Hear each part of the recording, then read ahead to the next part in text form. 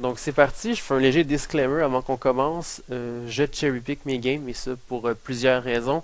La première, c'est que je veux que le tout soit relativement bref, donc les games qui se soldent par un 2-0 ou un 0-2 sont généralement préférés à celles qui s'étirent en 2-1.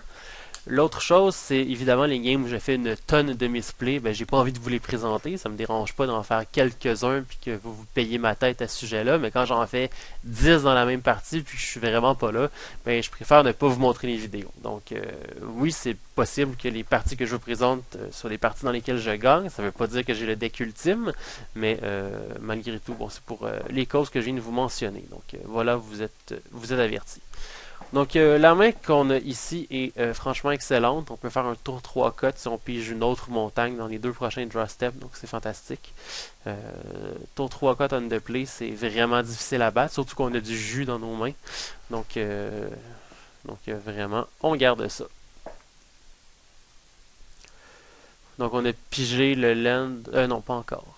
Oui, c'est ça, oui, en fait, oui, on a pigé le land qui nous manquait, donc c'est vraiment fantastique.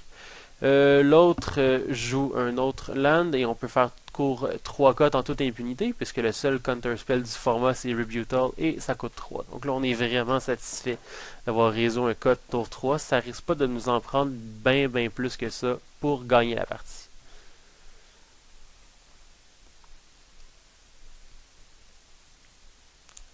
L'autre passe le tour avec 3 up et probablement Rebutal.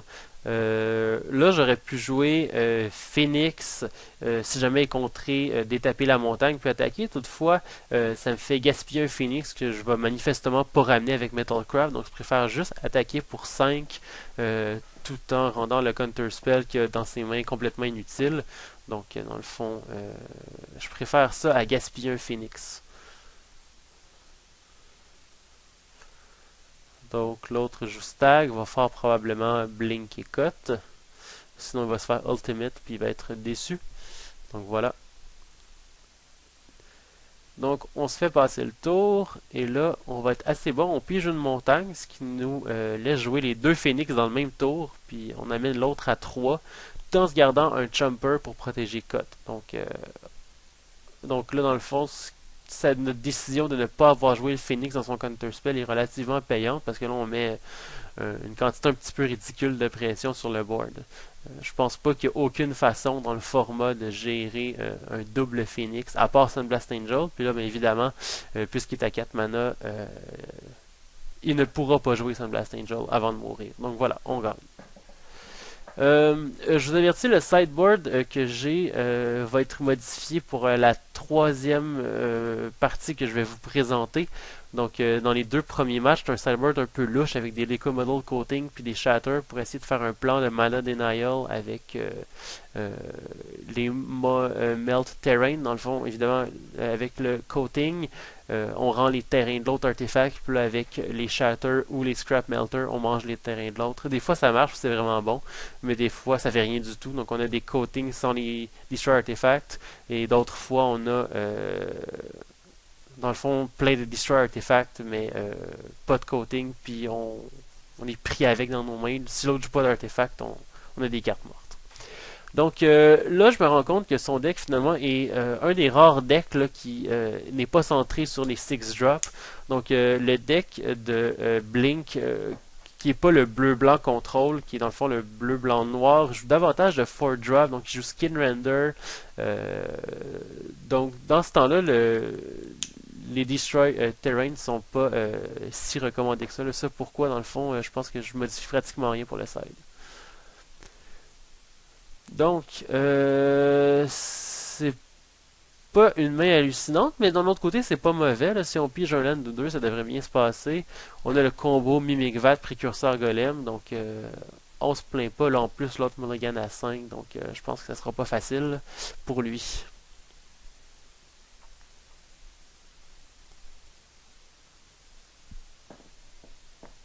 Là, on pige la montagne qui nous assure qu'on va pouvoir jouer pas mal toutes les cartes de notre main, ce qui est hautement satisfaisant. C'est bien possible que mes commentaires soient moins profonds que pour Boros. Là, le format est très très embryonnaire, puis très inexploré. Donc, je le connais vraiment pas de fond en comble autant que, par exemple, je connais Standard. Donc, ça se peut que mes commentaires soient d'une qualité moindre, mais bon, ça a l'air que c'est la vie. Vous allez devoir vivre avec ça. Donc, évidemment, on bloque pas. Donc là, on a l'autre a pas deux bleus up, donc on sait qu'il nous fera pas le coup du Rebutal. Donc là, euh, on peut jouer un peu. Donc on pourrait jouer le Palladium Mir ou le Scrap Melter. Évidemment, on veut pas gaspiller un Scrap Melter sur un Mir token, donc on préfère générer du mana pour les tours subséquents. On peut même attaquer pour un. On peut se permettre ça.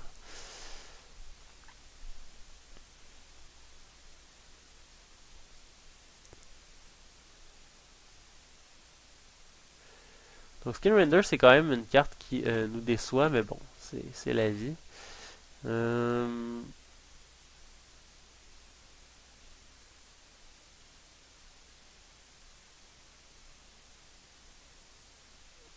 Donc on est quand même bien satisfait de piger notre cinquième land.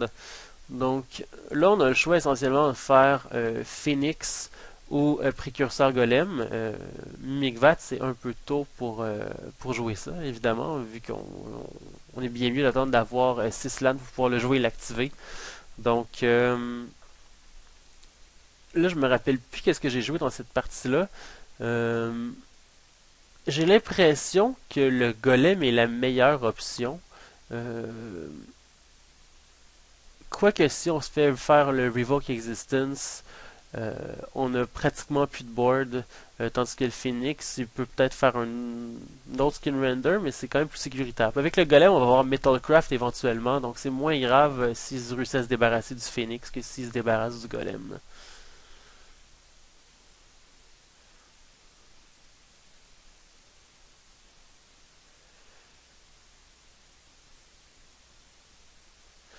Donc là, ça va relativement mal en fait, si on regarde ça.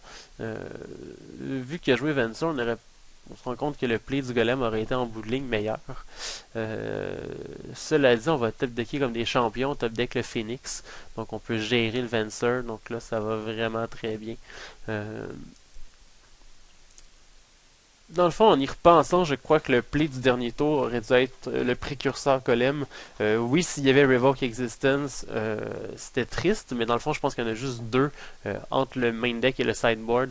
Donc c'était moins risqué qu'il nous joue ça qu'un des milliers de cartes qui peut blinker. Donc définitivement, je pense que le golem était le play le tour. Il y avait un petit misplay qui s'est glissé dans la partie, malgré moi. Cela dit, on a quand même bien top decké, le deuxième Phoenix, c'est fantastique. Donc ici, le dilemme, c'est soit de jouer Précurseur Golem ou jouer Mimikvat et Iron Mirror. C'est l'option que je choisis. C'est possiblement un misplay du fait que si bon l'adversaire joue à son prochain tour Sunblast Angels, ce qui serait pas nécessairement étonnant, là, considérant que son sixième land est rentré en jeu tapé, donc ça nous dit pas qu'il l'a pas. Donc si jamais il nous fait le coup de l'ange, eh bien on perd le phénix, le mire, puis évidemment on perd Metalcraft par le fait même.